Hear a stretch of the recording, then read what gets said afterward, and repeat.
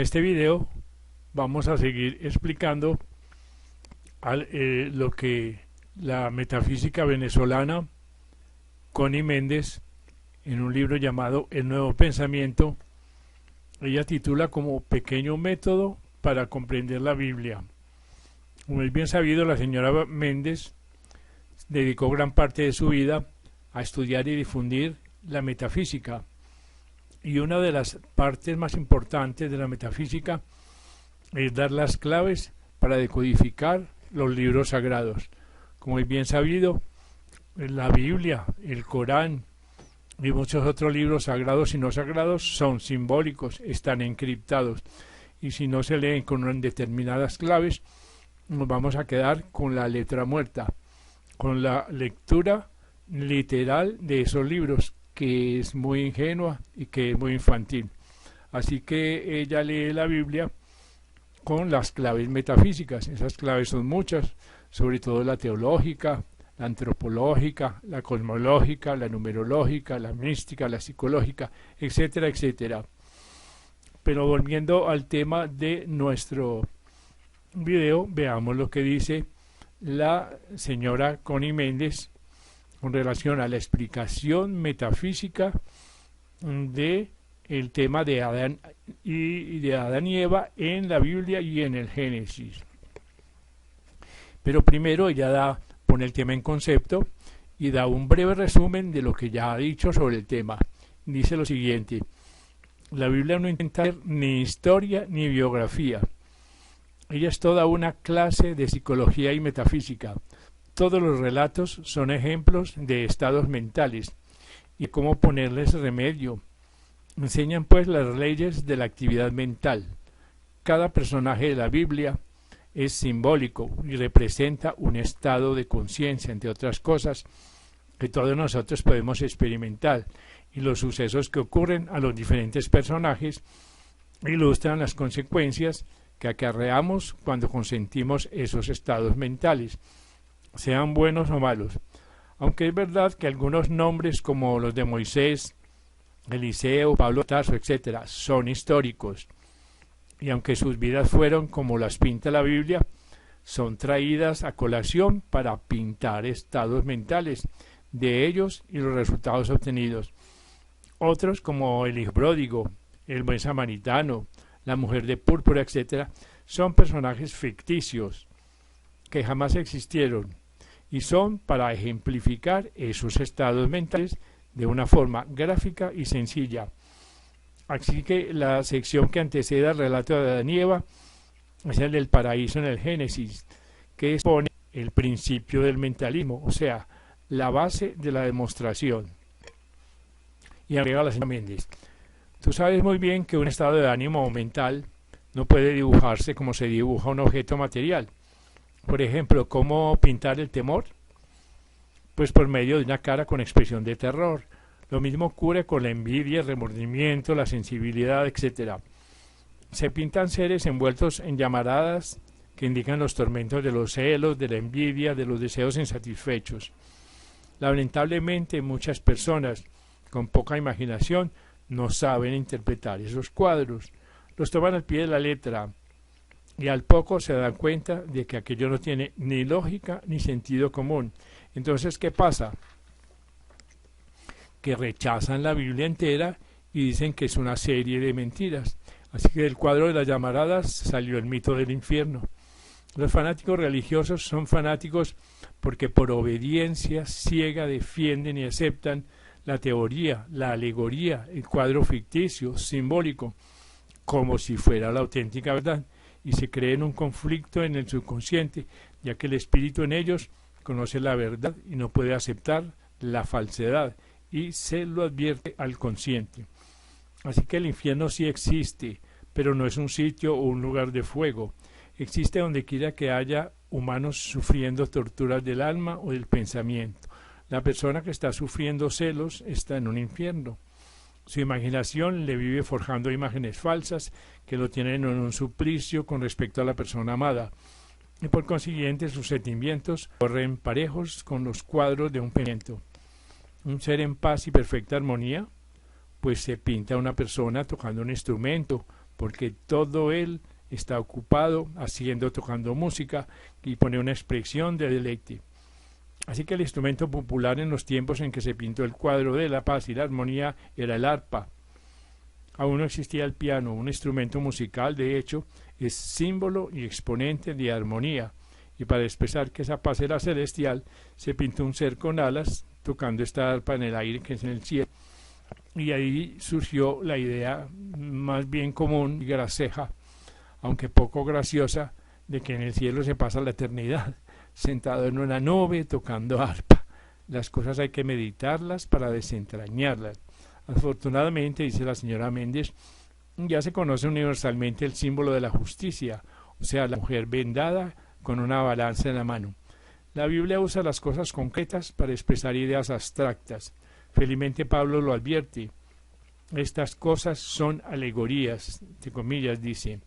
Pues bien, en la Biblia metafísicamente, ni Adán representa el sexo masculino, ni Eva representa el sexo femenino. Adán y Eva son una misma persona, un solo ser. Adán representa el cuerpo y Eva el alma, son pues símbolos. Tú y yo, cualquier otra persona en el universo, son cada una, entre comillas, Adán y Eva. Y añade, en la Biblia, mujer es siempre el alma y Adán es el cuerpo material. Los sentidos, la mente, los sentimientos, están todos en el alma. Cuando el alma se va dejando el cuerpo en la tierra, ella se lleva todo lo que animaba ese cuerpo. El intelecto está en el alma y la vida está en todo. Cuando el alma se va, queda el cuerpo inerte y se corrompe pronto, pero la vida no se va, está en todas partes, se transforma, o sea, se transmuta en otra forma. Con lo que tú conoces del principio del mentalismo, sabes que la mente y el sentimiento son los creadores de todo lo que nos ocurre. Todo es creación de la mente, en combinación con el corazón, ¿no es así? Todo ocurre primero en el pensamiento y en las convicciones. Así que el alma es pues la causa. Luego estas creaciones se manifiestan en el cuerpo. Y pregunta, ¿no es cierto? El cuerpo es pues el efecto. El cuerpo no puede comunicarle nada al alma porque él es el efecto y nunca el efecto es anterior a la causa. Todo le ocurre al cuerpo después de que el alma la ha concebido. Esto es que dice el relato que Eva comió primero del fruto prohibido y luego tentó a Adán. Comer, entre comillas, es simbólico de pensar. Comer, pensar, meditar, digerir. Y cuerpo, entre comillas, incluye toda la manifestación exterior del individuo. El verbo se hizo con entre comillas, la palabra se materializó entre comillas, y la palabra es el paso que sigue al acto de pensar. Ya tú sabes que la gran ley de la naturaleza es que todo lo que nos rodea, todo lo que nos ocurre, son expresiones de nuestros estados de conciencia y de la subconsciencia del momento. Nunca puede el cuerpo dañar al alma, siempre se va el alma quien come primero del fruto. Así que es una forma simbólica de decir que el temor, la gula, la ira, por ejemplo, primero se piensan y se sienten en el alma con la mente, con las convicciones, con la imaginación, o sea, con el corazón, y luego se manifiesta en el cuerpo en forma de úlceras, barros, cáncer, tumores, colitis, infarto y todas las condiciones y sucesos de la vida exterior. Además, pregunta la señora Méndez, ¿ahora qué clase de fruta fue la que comió Eva? Se llamó, entre comillas, el fruto del árbol del conocimiento del bien y del mal. Ningún árbol de ese nombre crece en el planeta. Está clarísimo que es alegórico, que es simbólico. Existe una creencia general de que fue una manzana. Aquí un paréntesis para un dato científico. Las 7 capas atmosféricas que cubren nuestra Tierra comienzan por la atmósfera, ionosfera, estratosfera, etc. y terminan por la llamada zona de Appleton. No se sabe si alguien oyó campanas, entre comillas. Otra persona confundió la magnesia con la gimnasia. Lo cierto es que se formó tal lío con las 7 capas atmosféricas en los 7 días de la creación que llegó a traducirse el nombre de la zona última, antesala del cielo, literalmente Appleton, ciudad de la manzana. Y aquí ustedes tienen un ejemplo de cómo se forman los chismes. O sea que una simple alegoría se convierte en causa de, entre comillas, la caída del hombre, por habérsele aceptado una manzana a una mujer, fruta de un árbol auténtico, en un sitio geográfico genuino, en una fecha exacta del pasado.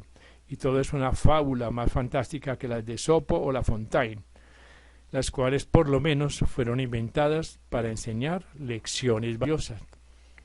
Y añade la señora Méndez, muy poca meditación hace falta para comprender que el crear una pareja dura sin experiencia, ni infancia, ni adolescencia, y castigarla por un pecado cuya naturaleza no eran capaces de comprender, y luego castigar a su lejana posteridad por un incidente que tuvo lugar siglos antes y por el cual no eran en absoluto responsables, es algo que no es ni justo ni siquiera inteligente.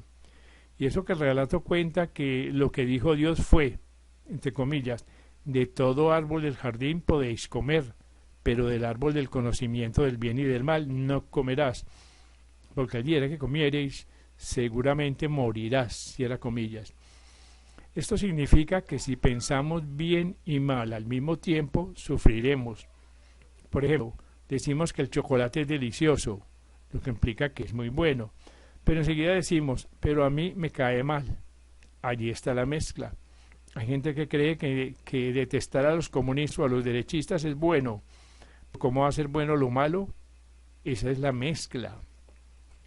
En la alegoría del hombre fue creado primero porque los humanos, el ser está siempre consciente de su cuerpo antes de su alma, como los niños. La serpiente representa el yo inferior, la mente carnal, que es nuestra creencia en la separación de Dios. Y agrega la señora Méndez, somos uno con Él.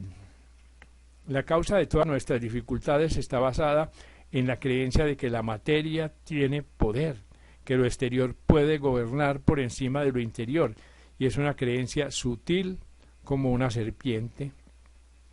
Y es la más primitiva de todas las creencias, la más terrena, y por eso la comparan con lo más primitivo que es una serpiente, el gusano, la culebra, la anguila, etc.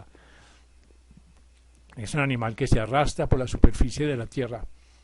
Aceptamos ávidamente la enseñanza de la Biblia, de Jesús, de metafísicas, prometiéndonos que no volvemos a creer en falsedades, y nos proponemos pronunciar una sola palabra negativa. Y al salir a la puerta de la calle vemos que están cayendo unos goterones y dice, ¡ay! Ya va a caer un diluvio y yo sin paraguas, y no es nada, sino que tengo principio de gripe. Esa es la serpiente sutil. Si deseas transformar tu mente, lo primero que tienes que decir es, yo no quiero que esta lluvia me perjudique, y decreto que no me perjudica ni en mis planes ni en mi salud, porque sencillamente no es armonioso, y menos aún cuando estoy saliendo de una clase donde estoy aprendiendo a conocer y emplear la verdad.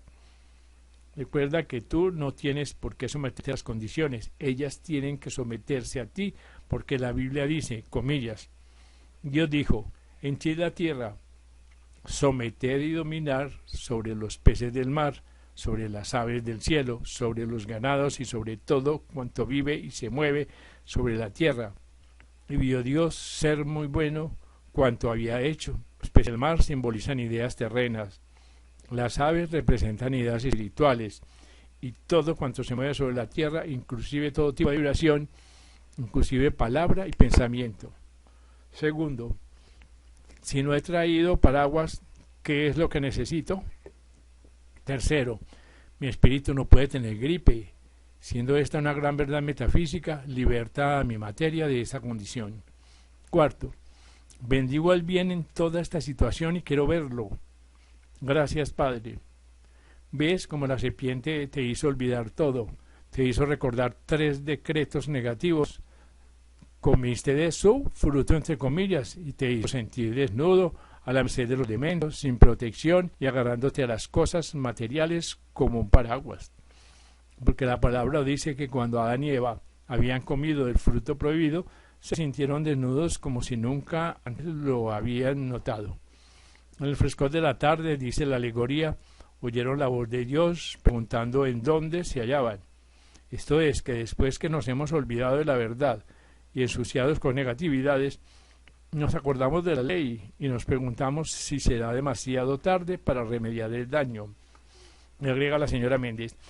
No es verdad lo que dice la serpiente, de que, entre comillas, el día que comas del fruto serás como los dioses que conocen el bien y el mal. Si era comida, la verdad es lo contrario. Analizando el mal no se domina. La única forma de dominarlo es no tocándolo mentalmente. Y si uno se da cuenta de que lo que ha pensado hay que dispensarlo, volviéndolo deliberadamente positivo, sustituyendo el pensamiento con la verdad del ser, la verdad de Dios, la verdad del Cristo en nosotros y la verdad del plano espiritual. Pero eso sí, todo suavecito, sin violencias, porque en el espíritu de nada sirven los músculos y luego quedarse mal. Y agrega la señora Méndez, repito, nuestra convicción de que el mal y la limitación tienen poderes contra nosotros es la causa de todos estos problemas, de las enfermedades, de las guerras, de los pleitos, de la pobreza, de la inarmonía. Cuando se aprenda la verdad del ser, la verdad de Dios y de nuestro Cristo interior, y la aplicamos constantemente hasta que se haga automático el pensamiento en nosotros, no tenemos que luchar para ganar el sustento. Nuestro pensamiento, que es creativo, demostrará todo lo que necesitemos. Mientras tanto, Eva, nuestra alma, come del fruto prohibido, piensa limitadamente y todo lo exterior va de acuerdo con ese pensamiento. Creemos que todo hay que lucharlo para poder vivir. Se cree que la tierra hay que elaborarla con sudor para que dé algo. Se cree que en toda clase de partes que hay que fulminar con insecticidas, y mientras eso siguen los insectos multiplicándose. Se cree que, entre comillas, no quiere llover. Mientras se decrete esto, el agua no cae. La India y la China son países que ejemplifican ese estado mental. En ellos se cree que no hay suficiente comida para la inmensa población. Y mientras más se piense y se decrete esa situación humana, menos da la tierra, menos llueve, más aridez hay en el suelo y más hambre hay en las masas. Así que el ser desterrado del paraíso por un ángel con una espada de fuego significa que mientras mantengamos la creencia en la limitación, nos está dada la entrada a la paz y la felicidad. La espada es la verdad, el ángel es el estado de felicidad pura, el Edén o paraíso, ya sabemos, es el estado de conciencia o estado mental en que ya no tenemos que luchar, porque todo nos viene por añadidura, entre comillas. El Apocalipsis dice, a aquel que supere le daré de comer del árbol de la vida. Mientras se conserva una sola creencia de limitación, se está cerrada la puerta del cielo, no importa cuán bueno o santo sea el individuo.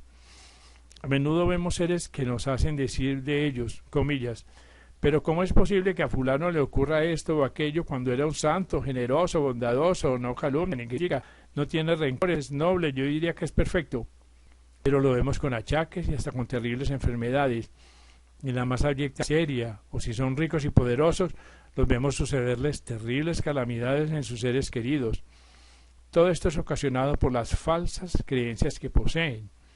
Es posible que crean en el sufrimiento como un deber, o enviado por Dios, y esa cruz, entre comillas, tan espantosa de la enseñanza pisciana, quienes creen que, en comillas, sígueme a mí de Jesús, quiso decir que deberían sufrir con resignación, que los clavaran, saetearan y vejaran sus enemigos. Si alguno te detesta, su odio no puede afectarse en lo más mínimo, siempre que ese odio esté en él y no en ti. Si tienes lo que llamamos una conciencia de prosperidad, no puedes empobrecerte, no importa lo que suceda en el mundo exterior.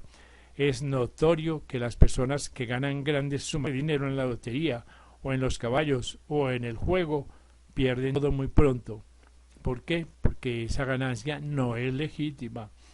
No viene por su estado de conciencia próspero, sino por un estado de conciencia de pobreza, ya que si tuvieran conciencia de prosperidad, no estarían buscando dinero por medio del azar, estarían muy seguros de su propio valer. Siempre expresamos nuestra propia conciencia. No se sabe con convicción que Dios es nuestra providencia, que sus canales son infinitos, no importa lo que suceda en el exterior. Todo lo que necesitamos nos vendrá en alguna forma, de alguna parte, por añadidura.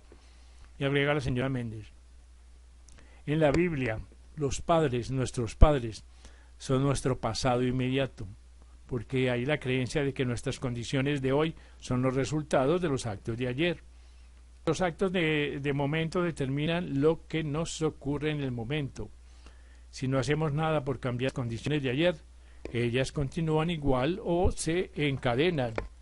Pero si decimos que no vamos a continuar en las condiciones de ayer, estas cambian al instante. Las experiencias de hoy son causadas por los pensamientos de hoy. Renueva los pensamientos de hoy y verás transformadas las visiones de hoy. Dice la Biblia que Adán cayó en un profundo sueño, pero no menciona que jamás haya despertado. Eso es así. No ha despertado aún, o mejor dicho, ve a comenzar y a despertar ahora. En Efesios 5:14, entre comillas, despierta tú que duermes, resucita de entre los muertos, y Cristo te dará la luz. El pensar en el yo superior comienza a manifestarse en el cuerpo. El cuerpo es un fiel retrato de las condiciones mentales, y cuando sufrimos por una falsa creencia, ese reconocimiento de la verdad es lo que nos liberta. Cuando te crees padeciendo cierta enfermedad, sufres todos los síntomas. Cuando el médico te dice que no tienes esa enfermedad, te curas como por milagro. Así que la verdad te libera. Entre comillas, ya Cristo ha resucitado de entre los muertos y se ha convertido en el fruto de aquellos que dormían. Corintios 15. Y agrega la señora Méndez: Adán y Eva se desterraron del paraíso por haber aceptado la duda, el temor, pero Cristo reabre la puerta del este y los admite. El este siempre simboliza el espíritu. El lado izquierdo del cuerpo simboliza al este, el lado espiritual, el derecho el lado material. Y ahora, dice la señora Méndez, uno de los puntos que más daño hacen es aquel de, comillas, pecado original. ¿Qué cosa es el pecado original? ¿Por qué supone la Iglesia que venimos todos con el estigma del pecado original? Precisamente el pecado original es la duda y el temor. No es nada sexual, es puramente mental. Medita esto, pide luz y verás muy claro. ¿Por qué esa obsesión sexual? ¿Por qué todo lo interpreta en términos de prohibición o libertinaje? Relee el último capítulo del librito Metafísica del Alcance de Todos, que no hay por qué volver a explicar este asunto. Es psicológico, no es metafísico.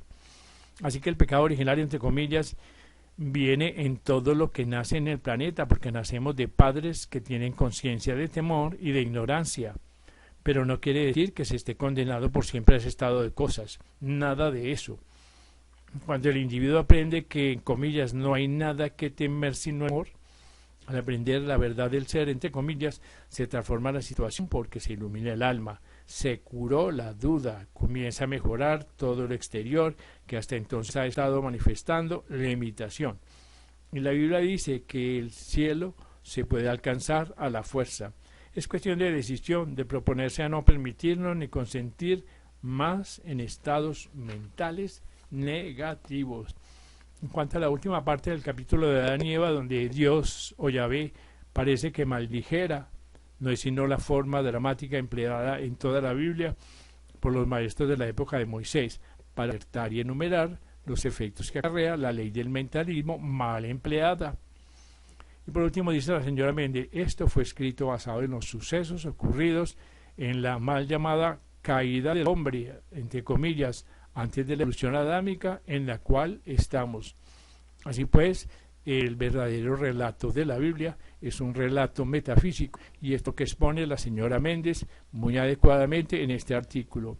A continuación, da algunas definiciones sacadas del diccionario metafísico de la Biblia. Dice así, significado de Adán, del hebreo significa rojo, sólido.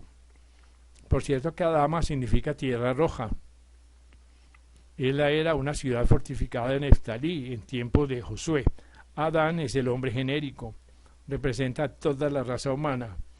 Es un más alto nivel de interpretación. Adán representa la inteligencia. Y Eva es el aspecto femenino del hombre genérico. Mujer y hombre los creó, entre comillas. Eva es representativa del amor en el nivel superior de interpretación. Se necesita la unión de la inteligencia y el amor para generar sabiduría. ¿Qué significa el sueño de Adán? Es la ignorancia en que yace la humanidad con respecto a la ley de la creación y a la verdad espiritual, pero ya estamos comenzando a despertarnos.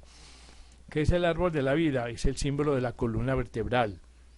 Está en el tronco y los nervios son las ramas y las hojas. ¿Qué es el ganado? Representa las ideas de fuerza vital. ¿Qué son las bestias del campo en la Biblia? Son la energía que se usan en las sensaciones. Cuando el hombre relacione sus fuerzas vitales con la sabiduría, que es la unión de la inteligencia y el amor, encontrará eterna satisfacción en lugar de placeres sensuales. ¿Y qué es el fruto del árbol de la ciencia del bien y del mal? Representa simbólicamente el sistema nervioso simpático, cuyo fruto es la sensación entre comillas. Y toda sensación, sea de emoción, sentimiento, satisfacción del apetito de la bebida, etc., cuando el hombre llega a controlar estas por medio de la afirmación y de la realización, sus sensaciones le son armonizadas, todas sus funciones son llamadas con energía nerviosa. Cuando el hombre abusa de la sensación de placer, bien sea sexual o de sentimientos, emociones de la mesa, se está robando energía. Y ese alimento nervioso esencial, ese excesivo placer con el dolor que acarrea, es lo que se llama el bien y el mal. ¿Qué quieren decir las aves del cielo en la Biblia? Son ideas espirituales. ¿Qué quiere decir el paraíso en la Biblia? Es lo mismo que Edén. ¿Qué quiere decir el jardín? Es el reino de los cielos que mencionaba el Maestro Jesús, que está dentro de ti, entre comillas. O sea, que tenemos la facultad de creárnoslo. ¿Qué es el este y el oriente en la Biblia? Se refiere a ese interior. ¿Qué es el oeste? Se refiere a lo exterior. ¿Y qué significa la serpiente en la Biblia? Es la conciencia humana, conciencia carnal. Cada vez que tú tratas de llevar a cabo una acción de acuerdo con las reglas metafísicas, estás aprendiendo, siempre surge alguien que te pone en guardia o te alerta con algún concepto terreno, creación humana, ideado en lo negativo. Así que ese está haciendo el papel de la serpiente, entre comillas, la criatura más baja de todas, la que marcha pegada al suelo y que tenta con la sana de la discordia. Si le haces caso, estropeas tu idea o proyecto y no sales, se muere. Este pues es un artículo muy interesante que presenta la señora Connie Méndez en su revista El Nuevo Pensamiento, donde explica metafísicamente el asunto de Adán y Eva en el género.